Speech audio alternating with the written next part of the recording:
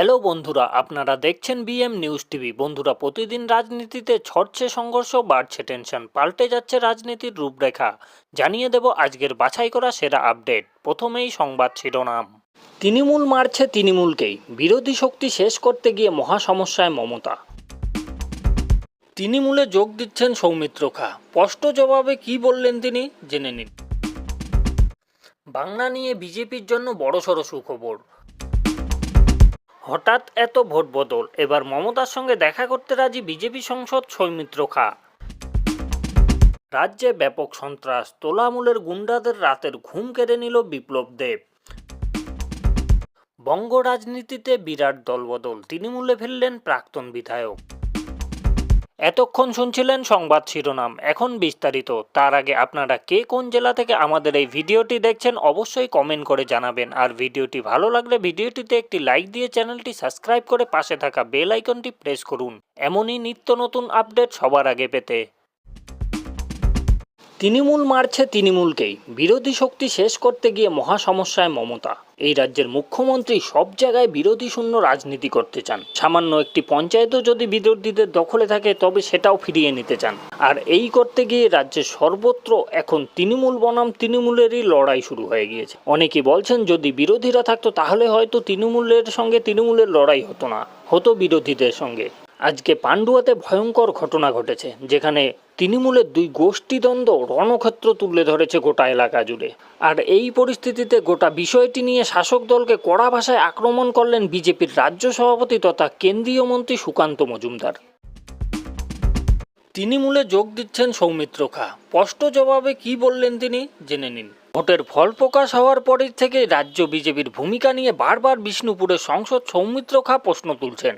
আজকে তিনি একাধিক মন্তব্য করেছেন, যার মধ্যে স্পষ্ট হয়ে যাচ্ছে যে তিনি খুব দ্রুতই দলবদল করতে পারেন। তবে এই সমস্ত কিছু নিয়ে রাজনৈতিক মহলে জল্পনা তৈরি হয়েছে। অবশেষে তৃণমূলে যোগদান নিয়ে বড় প্রতিক্রিয়া দিলেন সৌমিত্র খা। তিনি বললেন, আমার তৃণমূলে যোগদান করার কোনো ইচ্ছে নেই, এখন ইচ্ছে নেই, কিন্তু ভবিষ্যতে কি হবে তা বলা মুশকিল। যতই বলুক তৃণমূলে যোগদান করবেন না, তার বক্তব্য কিন্তু অন্য কথা বলছে। দিনের শেষে তেমনটাই বলছে রাজনৈতিক সমালোচকরা। আপনাদের কি মনে হয়, সৌমিত্র খা কি তৃণমূলে যোগদান করবে কি করবে না? আমাদের কমেন্ট করে অবশ্যই জানাবেন। বাংলা নিয়ে বিজেপির জন্য বড়সড় সুখবর। অনেকেই ভাবছে যে এবার তৃণমূল কংগ্রেস রাজ্যে 29টি আসন পেয়ে গিয়েছে এবং বিজেপির আসন কমে গিয়েছে, বিজেপি ধুলোয় মুছে সাফ হয়ে গিয়েছে। কিন্তু সেই লোকসভা ভোটের ফলাফল যে কথা বলছে, তাতে কিন্তু বাংলায় ক্ষমতা দখল করতে খুব একটা বেশি দেরি হবে না ভারতীয় জনতা পার্টির। যদিও তারা এই অঙ্কে লড়াই করে যেতে পারে, তাহলে খুব দ্রুত বিদায় নেবে তৃণমূল সরকার। অত্যন্ত আজকে তেমনটাই বলছে বিজেপির রাজ্য সভাপতি তথা কেন্দ্রীয় মন্ত্রী সুকান্ত মজুমদার। কেন্দ্রীয় মন্ত্রী সুকান্ত মজুমদার বলেন, লোকসভার ফলাফল যদি বিশ্লেষণ করা হয় তাহলে আমরা দেখতে পাবো যে 146টি বিধানসভায় আমরা 40% ভোট পেয়েছি।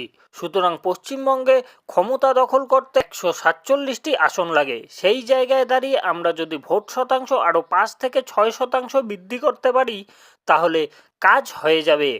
স্বাভাবিকভাবেই বিজেপির যে সমস্ত নেতারা এখন বেসুরো মন্তব্য করছে, দলের বিরুদ্ধে বড় বড় কথা বলছে, তা বলতেই পারে, কিন্তু যে ফলাফল লোকসভায় রয়েছে তা দেখে তৃণমূল এত বেশি আসন পেয়েছে কিন্তু ভবিষ্যৎ নিয়ে চিন্তিত।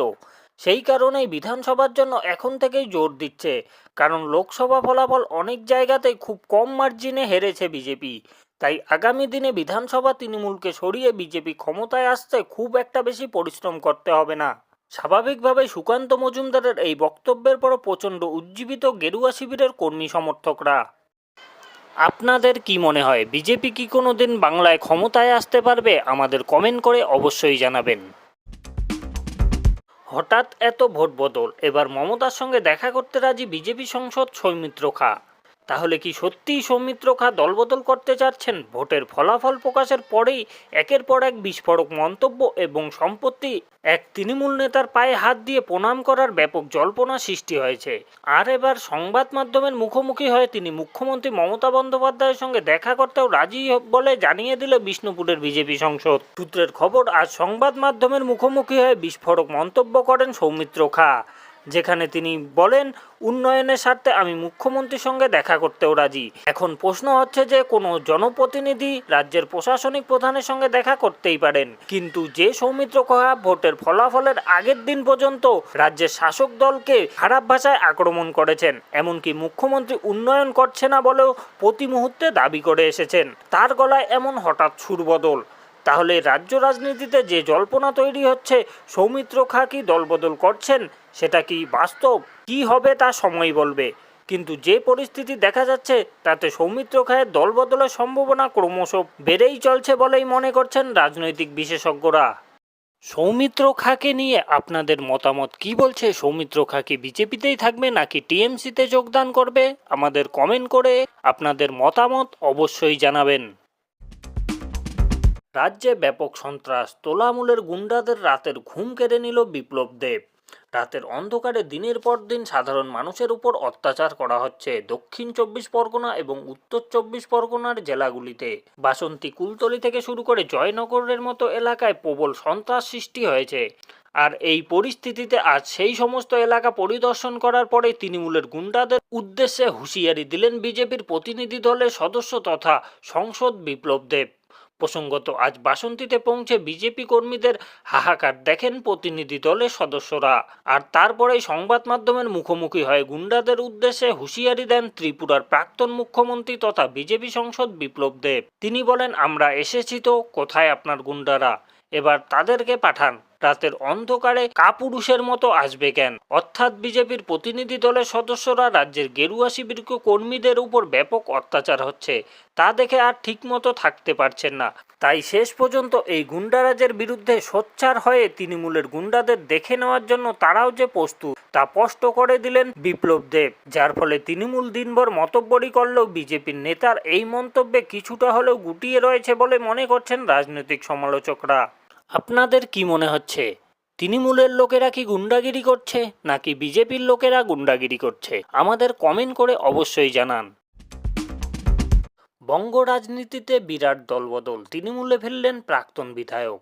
লোকসভা নির্বাচনের পর বিজেপি ছেড়ে আবার তৃণমূলে যাওয়ার হিড়িক শুরু হয়। সামনেই 4 বিধানসভা কেন্দ্রের উপনির্বাচন রয়েছে।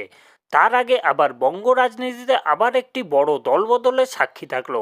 সেখানে বিজেপি ছেড়ে তৃণমূলে যুক্ত হলেন প্রাক্তন বিধায়ক দীনেশ বাজাজ। প্রসঙ্গত গতকাল মানিকতলা বিধানসভা কেন্দ্রের উপনির্বাচনের জন্য একটি ঘরোয়া আলোচনায় উপস্থিত ছিলেন তৃণমূল নেতা কুণাল ঘোষ, অনিত ঘোষ এবং অনিন্দ্য রাওয়াত। আর সেখানেই উপস্থিতি থাকতে দেখা যায় 2021-এর বিধানসভা নির্বাচনের সময় তৃণমূল ছেড়ে বিজেপিতে যোগদান দেওয়া তৎকালীন জোড়াসাঁকোর বিধায়ক দীনেশ বাজাজ। তবে এখন থেকে তিনি তৃণমূলের সঙ্গে যুক্ত হবেন এবং মানিকতলা উপনির্বাচন দলের হয়ে কাজ করবেন বলেই জানিয়ে দিয়েছেন, যার ফলে নয়া সমীকরণ তৈরি হলো বঙ্গ রাজনীতিতে বলেই মনে করছেন রাজনৈতিক বিশেষজ্ঞরা। আপনাদের কি মনে হয় এই দলবদলু নেতাদের আগামী দিন আপনারা কি ভোট দেবেন কি না? আমাদের কমেন্ট করে অবশ্যই জানাবেন।